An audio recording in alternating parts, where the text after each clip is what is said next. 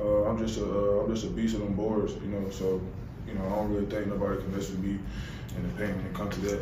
I gotta tell y'all every time, no matter how big, no matter how tall, you know, it's just what I do. You know what I'm saying? You got to box, say 3 people to box him out, but you know, I just play hard. Yo, what's good, YouTube? It's your boy AJ. I'm here with Cypher. Make sure you guys hit that like button, subscribe, follow us on Instagram at Nets Kingdom One, and all our Twitters are scrolling at the bottom. Don't forget to check out netskingdom.net. So we're going to break down Day'Ron Sharpe. Day'Ron went crazy, looking like the next coming of Shaquille O'Neal versus the Oklahoma City Thunder. We're going to break that down. Day'Ron's future, because Day'Ron has he's a restricted free agent at the end of the year. We're going to talk about his worth, how much he's worth, and what that's going forward. But we'll talk about that, and then we'll talk about the Claxton comparisons and Day'Ron comparison and everything. So first off, I want to start with this game. So we just lost to OKC. Final score 129 to 121. But if you were a box score watching, that wasn't the full story. They say stats numbers don't tell the whole story. These stats don't tell the whole story. The Nets shot an insane in the first half. I think we shot 50% from three. We dropped 76 points on the Oklahoma City Thunder in the first half. I mean, we ended up shooting, I'm watching at 37. We still shot better than them this game, 37% from three. They shot 30. We out rebounded by one, but it didn't feel like that. Just felt like it just felt so crazy to me that, well, let me ask you this, Saif. Watching the Nets drop 76 in the first half, what did you think was the real what reason why OKC just didn't look right in that first half? Was the Nets defense on point? Was it just our offense was clicking? What do you like? What's your opinion on that?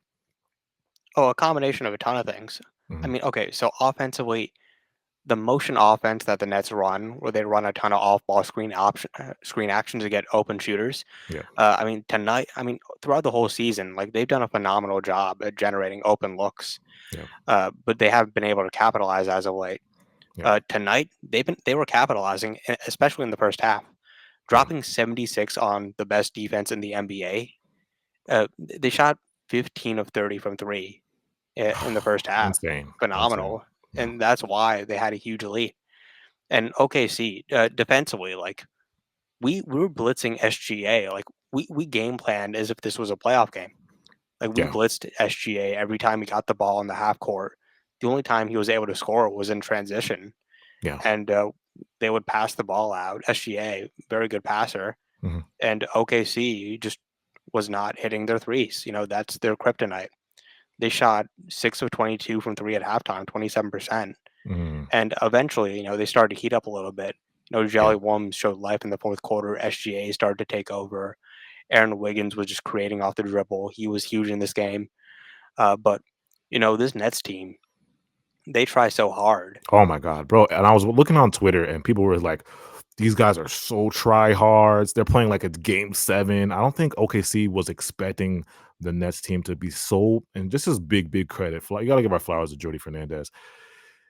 They were not ready for that type of game plan. No, Like, they were not ready for shit. I tweeted this out. I've never seen the Shea get doubled like that in all the times I watched Shea. Like, he would literally 1 foot across half court. It was the most aggressive double team traps. They would trap him in corners, trap him on the wing, trap him anywhere he had the ball. It was like 2 or 3 people on him. And now what the Nets have good wing size. We have these 6'8", 6'9" wings with long arms. It's actually a good trap. It's a good trap because it's like we just neutralized them. And and they're smart with the rotations. Like yeah, they don't double one pass away. yeah. So even with the lack of like rim protection, we didn't really need the rim protection because Shea couldn't go downhill. Shea could, and this is the flaw with the Thunder. It's like when Shea is just neutralized to that point, it's like nobody else can create a shot for themselves. Like Jalen Williams didn't start. He didn't. J Dubs didn't start cooking until the fourth quarter. Everybody just looked lost. I mean, the shooters couldn't. They weren't shooting well. I mean, but outside of Shea, and this is what I'm worried about with the Thunder in the playoffs. If you double team Shea like that, and we saw against the Wolves too, or last game, if you double team Shea like that, like who's creating outside of Shea? Who's shot creating? And so the Thunder had severe issues, and this concerned me too. I'm like, this is not supposed to be happening. We're not supposed to score 76 points in the first half on the best team in the West. Like, are you kidding me? The And only then reason why, well, and credit to Jalen Williams, like he's a very good player. yeah, So is Chen Holgram. They both dropped 22 points tonight. yeah, But the reason why like they were in this game, and it was those two and SGA, of course, who despite getting blitzed the entire first half, he mhm. still had 27 points on 11 shots. Yeah, that's the Like, crazy part. yeah. But Yeah, Aaron Wiggins, the man who saved basketball, like he dropped 24 off the bench. And yeah, he was huge tonight. Like he was hitting a ton of contested threes. He was attacking off the catch. yeah, Caruso and Wallace, like they were giving the Nets a taste of their own medicine because, you know, this Nets team is not good, yeah, but they try really hard. They're really motivated on defense. They have a really good system that they're all bought into. yeah, Uh, they surprise teams. Like yeah. you know how annoying it is to just deal with full court pressure defense in the regular season in February. Like Bro, normal teams don't do that. it And looked like the NBA finals. Like, it was like, yo, these guys are playing like their lives depend on it, bro. It was insane. It was yeah, insane. and in the second half, like you saw, like this is why OKC is the best team in the NBA. Mhm. Like they got gritty guys, they got Kason Wallace, they got Caruso, and they were pressuring full court and giving the Nets a taste of their own medicine. Yeah. Shout out Kason Wallace. Like in the second half, and I remember this, he had two plays where he was pressuring full court. He got the steal, and they both resulted in rim attempts, easy points. Oh my God, Kaysen was like third quarter, fourth quarter. That's when I'm like, okay, OKC finally realized we're OKC. Like, Kaysen was robbing Killian Hayes so bad, and crazy part is Killian had a great game. We're gonna get to that. They were robbing Killian. Like, Killian got up court, and Kaysen would just steal, layup. Then Jody benched him, put another point guard in. I think Reese Beekman in, and Kaysen did the same thing. Kaysen was like, steal, layup, steal. I'm like, nah, this is crazy. But yeah, like you said, Chet, there was a big run in the fourth and the third. I don't know which one it was, where Chet and Jalen Williams were just cooking. Like, Chet was hitting a three off pick and pops. Jalen Williams was getting downhill, constantly downhill. Good rim attacks, good buckets in the. I believe in the fourth they went on an 18-0 run to Okay, take the there we lead. go. Yeah, 18-0 Yeah, run in the fourth. So they realized, okay, we're the Thunder, and they just quieted us. But it was like I said, it's if you're a Nets fan, either side, tank or anti-tank. If you're a tank, you're happy. You got a competitive loss. If you're anti-tank, you're and probably still happy because like you saw what we did against the the Thunder. 3-point shooting in the first half was like insane. Like, and we were so the Nets ended up completely falling down to earth in the second half. Like they Yeah, shot 15 of 30 in the first half. yeah, In the second half, 8 of 31, yeah, 26%. yeah. Yeah, Like that. they got a franchise high 61 3-point attempts up tonight. Yeah. That really proved to me, like, yeah, we're not gonna shoot like this. No, Like, we're not everyone gonna brought their shoot A game. this hot. Like, it's gonna be a different type of but yeah, let's get to Day'Ron, because I know, like, Day'Ron was just insane. And Day'Ron looked like the next coming of Shaquille O'Neal. So what was Day'Ron's full stats? He had 25 points, mhm, 16 rebounds, 5 assists, 2 steals, 3 blocks, 8 of 10 from the field, 2 of 3 from 3, 7 of 7 from the free throw line, plus 20 for the game. yeah. This probably was there. This is probably the game of his life. This was definitely the game of his life. Like, I I was just so, like, impressed. I was shocked. I was happy for him. I was just like, "Wow, man, do your thing." Like, he earned his money tonight. Like, this game kind of made me realize, like, okay, I'm ready to pay Day'Ron. Like, I'm ready. I mean, just in the beginning of the year, I was just like, middle of the year, he started improving, getting rebounds off the bench. I was like, okay, but this game that kind of sealed it for me. Like, okay, we got to bring this guy back.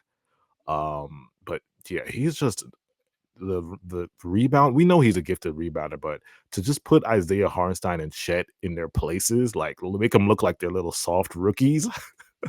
He was dominating these guys on the boards. Like, he looked like prime Andre Drummond tonight. Like, I was like, what the heck is going on? And then the 3-pointers off the pick and pop, the creation off the high post, he self-created a little bit. Talk about Day'Ron, bro. Like, what did you Yeah. love to see about this guy Huh, tonight? I'm looking at the box score. I didn't realize Chad Holmgren had 17 rebounds. He did? Yeah, Really? more than Day'Ron. That's weird. Didn't even notice. Wow. Okay. I didn't realize that either. Wow. See, like I said, if you box score watch, you're probably like, oh, okay. OKC just, Yeah. do Well, what they're okay. supposed Well, to I'll do. say this: Mhm. Day'Ron had 7 offensive rebounds, Yeah. so he had like the tough rebounds. That's why it pops off when you watch the games. Uh, but yeah, he career high in points for Day'Ron, 25 against the best defense in the NBA. Uh, second, second in second career high in rebound, 16. His career high is 17. Mhm. He looked insane. Like you said, it. He looked like prime Shaq. Yeah. it Yeah, was like it was incredible. this game was so good. Mhm. Okay, I've always stood by the fact that Claxton is better than Day'Ron. Mhm. Like I've always had that opinion because over a whole season, like you see like the impact of Claxton. Yeah. Uh, but this game was so good, and Day'Ron's been good this whole season and last year too. This game was so good that it makes me question whether or not the difference between Claxton and Day'Ron is that significant. Like he has some real weaknesses to his game. Like the rim finishing isn't great. His hands aren't great. Mhm. He's very foul prone. Like he had 4 fouls tonight. Yeah. Those are like his bigger weaknesses. And the perimeter defense isn't great, which isn't a huge weakness. But Yeah. tonight, like he was great on the perimeter. Yeah. Like he was getting switched out there, like on Chet Holmgren. He was just holding his own. He was holding his own. Yeah, he was holding his own. I mean, I feel like they didn't really challenge him because I think OKC doesn't like they're not game planning for Day'Ron No, Sharpe, so they're not gonna like ice like when teams actually game plan.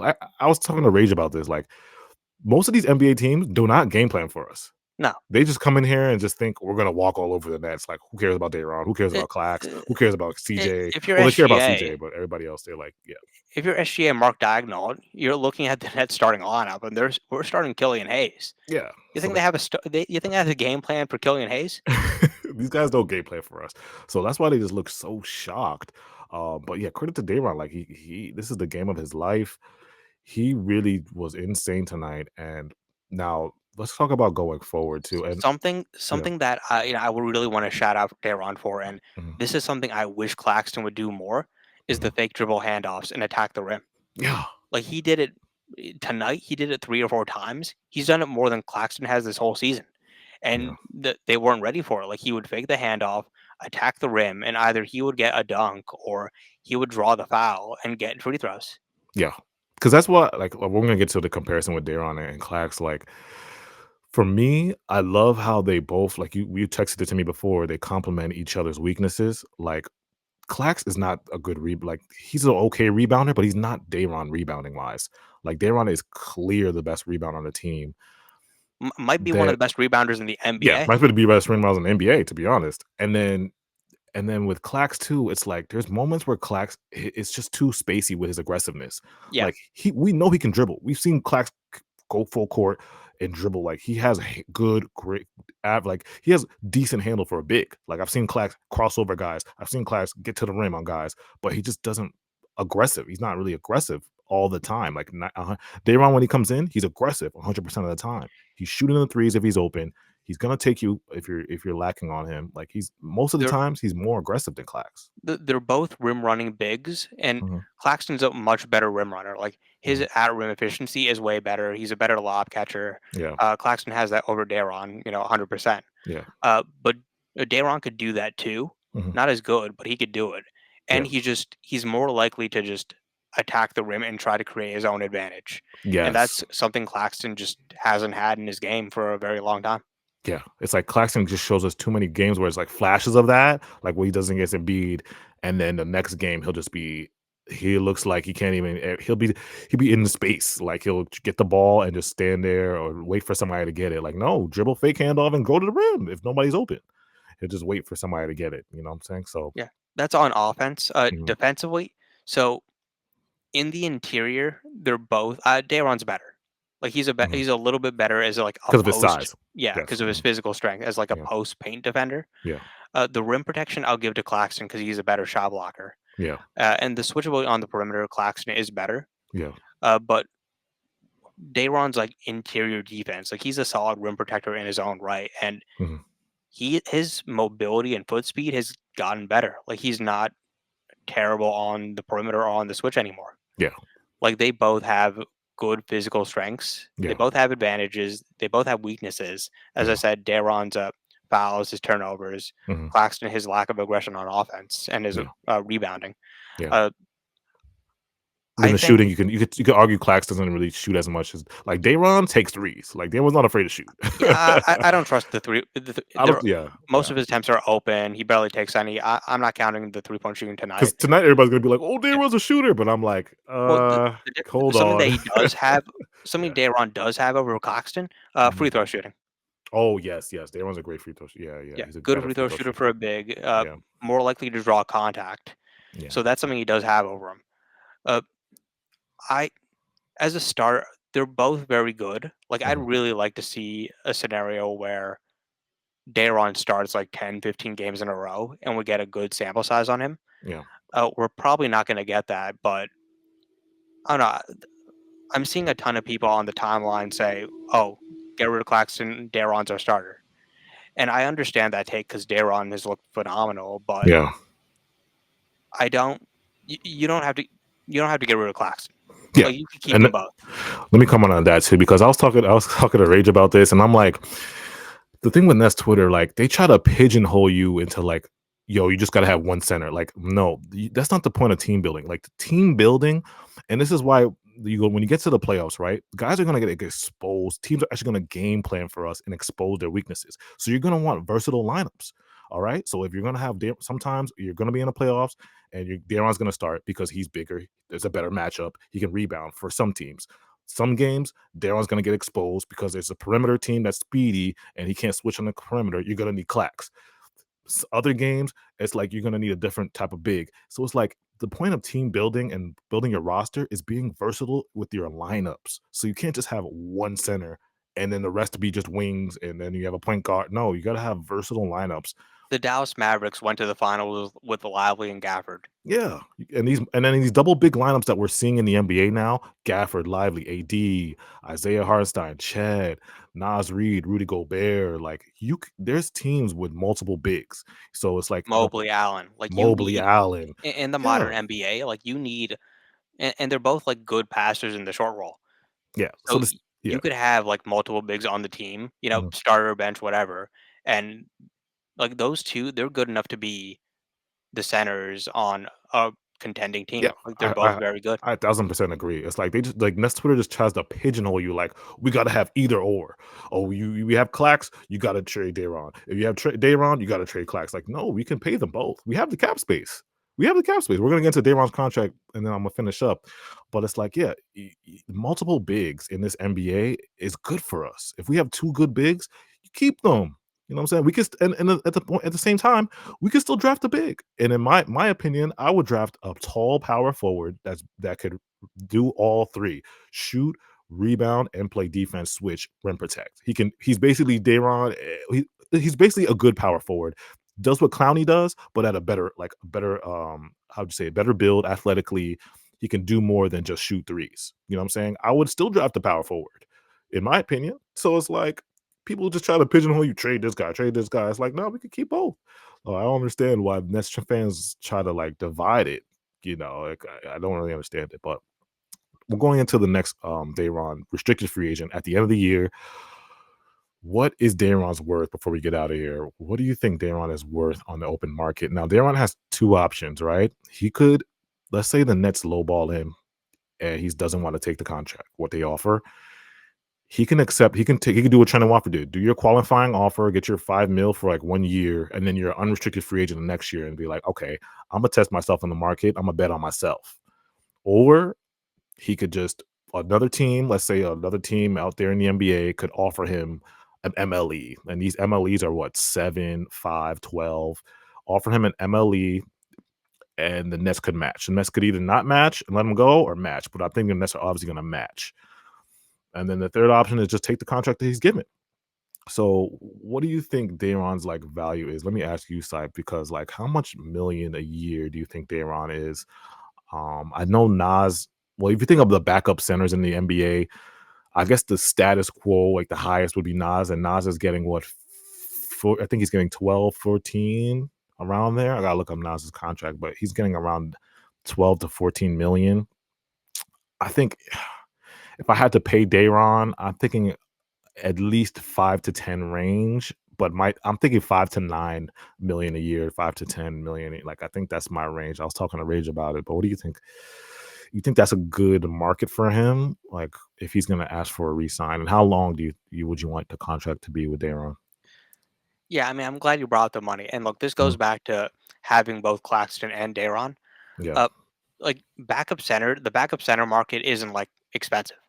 it is. As good as Mhm. Day'Ron is, like he's not going to get 15 to 20 million No, dollars per year. No. he's not better than Nas Reed. I'm Yeah. sorry, he's not. He's not. Well, the Nas thing was weird because Mhm. he took it was definitely everyone thought it was an underpay at the time. Mhm. This was like pre like TV deal, so I'm not using Nas as a comparison. Yeah. So this year he's making 14 million. Mhm. Next year 15. Mhm. Player option. He's going to opt out and test free agency for sure. Yeah. Uh, with Day'Ron, I'd give him anywhere between 10 to like 14 million per year, Mm. and Okay. I lock him up. I'd give him like a 3 to 4 year deal. 3 to 4 years. Okay. Yeah, so something like maybe probably like 4 years, like 50 million. I think that'd be fair. 4 years, 55. I think Okay. that'd be a fair deal. Okay. That's fair. It's Because it's it's a very low percentage of your cap. Having a combined total like 30 to 35 million for both your bigs is like very good value. And yeah, it'd be a fair deal for both sides. And as for Day'Ron, I don't think there's not much cap space going around this year. He could take his qualifying offer and take the risk, but I don't think Day'Ron. you don't think he's gonna do that, right? No, most people just take the money outright, Mhm. the guaranteed money, and Day'Ron this year, like we forget, like he was hurt for the first couple months of the year. Yeah. So if he gets hurt again, he doesn't have that guaranteed money to go to. So I think he'll take the money outright. Yeah, I think he'll take it because I'm thinking in the NBA, like there's teams like he's put on notice. NBA teams know about him, but I don't think there's NBA teams willing to give him 13 to 14, $15 million a No, year, except for us. Like because the way the CBA is, it's like I don't think teams are gonna pay Day'Ron that high of that high money. They're gonna try to like get him on like a 5 to 10. Like I said, these MLEs, I MLEs think are he'll get the 5, ML. 12, and 7. Those are the MLEs, 5, 7, and 12. So those are the offers that he's going to get from other teams because these teams are really either close to the first apron or in the apron. You know what I'm saying? There's none of these teams that have so much huge amount of cap space like us. So, yeah. Make sure you guys hit that like button, subscribe, follow us on Twitter. All our Twitters are scrolling at the bottom. Make sure you let us know in the comments how you feel about Day'Ron just destroying the Thunder like this. We lost, but he did destroy the Thunder. How you feel Real about? quick, I Yeah, want to close off with something real quick. yeah. Go ahead. Uh, I just want to say I'm proud of this team. Like they Mm, played really hard, and look, I'm pro tank. I think these wins are really bad. I'm glad ultimately we lost this game. yeah, But you can't help but respect these guys trying so hard, yeah. and the real culture and real like energy Jordy Fernandez has instilled on this team. Oh, Like yeah. watching guys like Steve Nash and Jock Vaughn like attempt to coach his team, and just watching guys give up last year. To see Yeah. Jordy Fernandez come in and be like a real respectable head coach. He's You building know, that culture for us. Like he's building that it's like that culture, that tough defense we're gonna like. He's building the culture steadily but slowly. Slowly he's building. He's building it. And I love to see it. yeah. And look, I hope Cam Thomas comes back and Mhm. he looks like a superstar. I hope we get lucky and move up in the draft because, if you give Jordy Fernandez like a real like young talent guy, man, this franchise is gonna be set for the next decade. Oh, yeah, exactly. Like I said, I'm always gonna root. Like Clash just had a game winner. I'm pro tank too, and I want to lose, but I'm never gonna root against our kids, our babies that we drafted, our homegrown guys, Day'Ron, Clax, and CT. If they have insane games, I'm always gonna be happy. It's always gonna put a smile on my face. It's gonna warm my heart because I want those guys to succeed. Those are our guys. Those are our kids. Like so, I'm gonna root for them. These other guys, I'm like, Killian Hayes, whatever. But those three guys, all our kids that we drafted, I'm like, yes, I love it when you guys do good. So I'm never gonna, root against those guys. But yeah, let us know in the comments how you guys feel about the team, the status of the team, Day'Ron's breakout game, Day'Ron's contract. How much you think Day'Ron's worth? How much would you pay Day'Ron? What contract would you give him? Let us know in the comments. Appreciate you guys so much. We'll be back.